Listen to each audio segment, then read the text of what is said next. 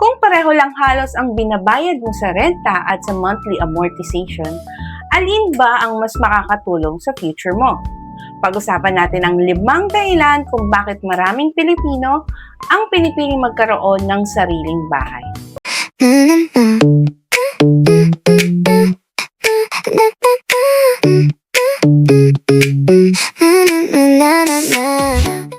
Hello mga ka-propertita! Ako si Jenny Garcia, ang inyong property business consultant. Welcome to Friday Smart Home Tips. Ang topic natin ngayon, araw, ay 5 dahilan kung bakit mas magandang magkaroon ng sariling bahay kaysa mag-upa ng bahay. So kung saan sama-sama nating pag-uusapan ang patungkol sa bahay, home ownership, at financial readiness. Kaya tara, simulan na natin. So ngayong araw, pag-usapan natin ang 5 dahilan kung bakit para sa maraming tao, ang pagmamay-ari ng bahay ay maaaring mas magandang long-term choice kaysa sa pag-upa ng bahay. Number 1. Bawat hulog mo ay unti-unting napupunta sa sarili mong property.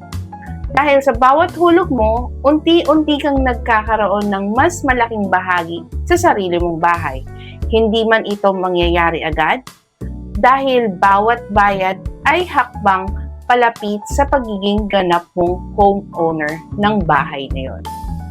Pangalawa, mas may kalayaan kang i-personalize ang iyong tahanan. Mas malaya mong maiaayon ang design at improvement ng inyong bahay depende sa iyong lifestyle, pangangailangan at pangarap ng iyong pamilya. Pangatlo, maaari din kasing tumaas ang halaga ng iyong property paglipas ng panahon. Kaya habang umuunlad ang isang lugar, maaari ring tumaas ang value ng iyong property.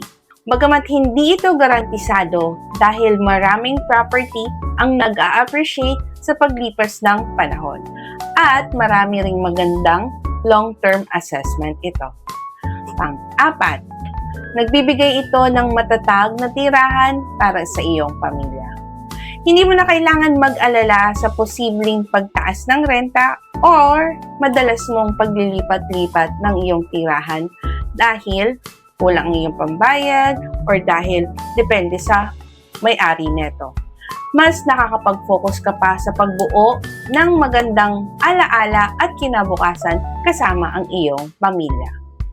At ang panghuli o panglima, para sa marami, ang sariling bahay ang nagbibigay ng mas malaking peace of mind.